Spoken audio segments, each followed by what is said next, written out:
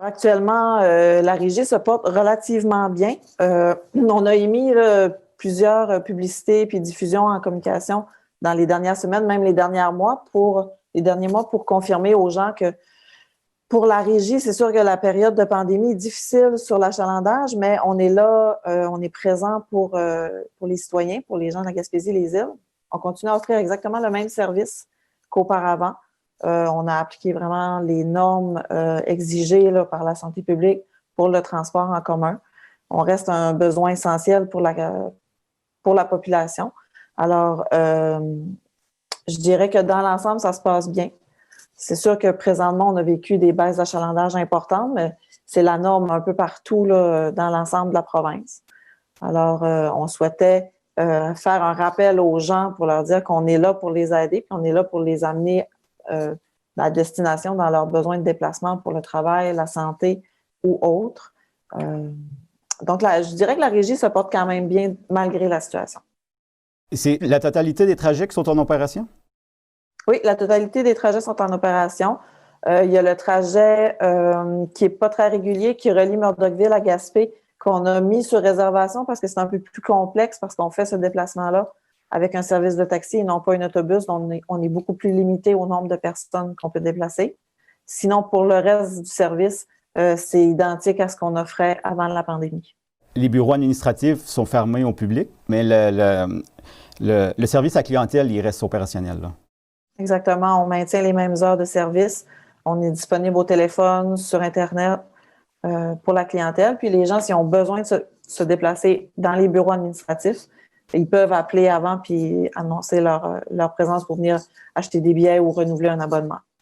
Au sujet du transport collectif intelligent puis du transport électrifié, ça en est rendu où, ce projet-là? C'est ça, dans le fond, on s'est parlé là, il y a presque un an. On avait plusieurs projets qui étaient sur la table. On en a quelques-uns qui sont bien avancés.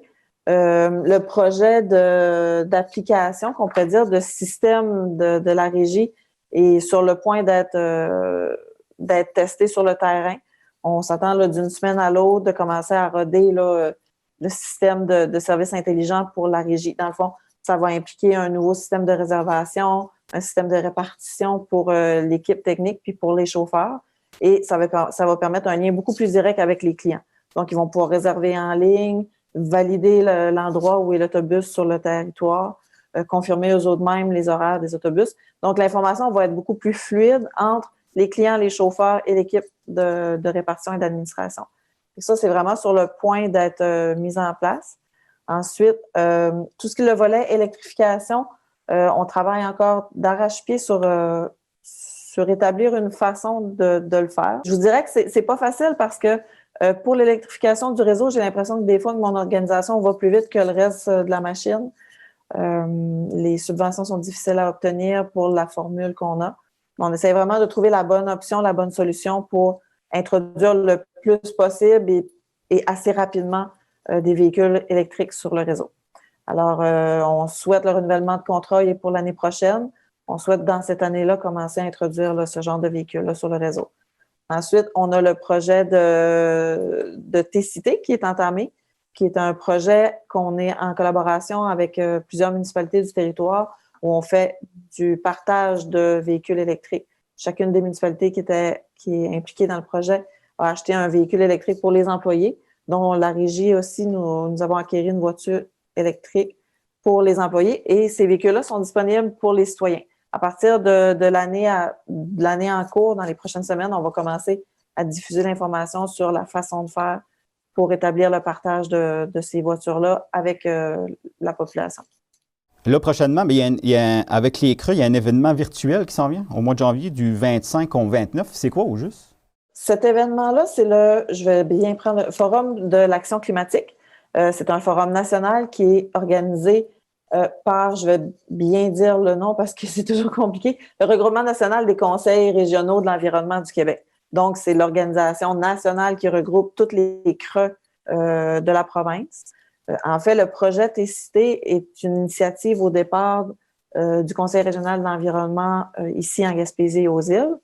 Et dans le fond, de la collaboration entre le CRE et la régie est né le projet T-Cité régional.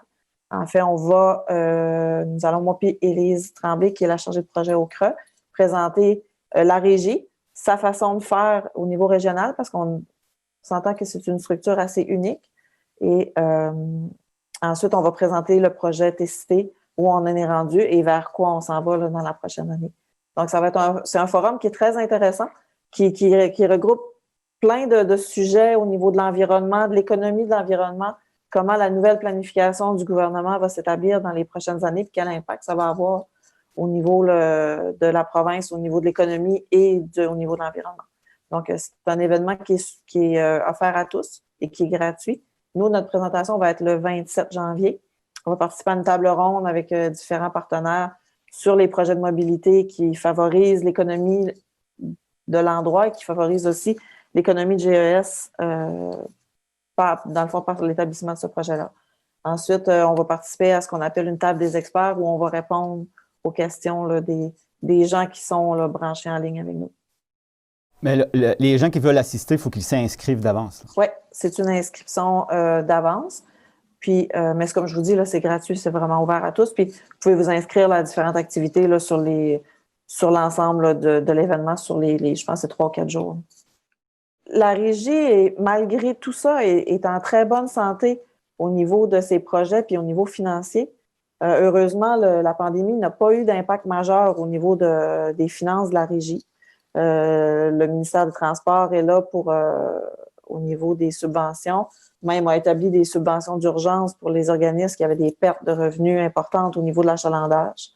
Puis, malgré tout, nos revenus qui sont autonomes par rapport à la taxe à l'essence n'ont pas eu d'impact cette année, il n'y a pas eu de baisse. Les gens se sont quand même déplacés au niveau commercial, puis au niveau du tourisme cet été, ça a eu un impact très positif. Donc, nos revenus de taxes n'ont pas diminué. Fait que ça nous permet d'être indépendants d'événements comme on vit présentement, puis d'assurer la pérennité de l'organisation. Puis, en même temps, ça nous permet d'avoir du temps et de l'argent pour investir dans nos projets de développement là, pour les prochaines années.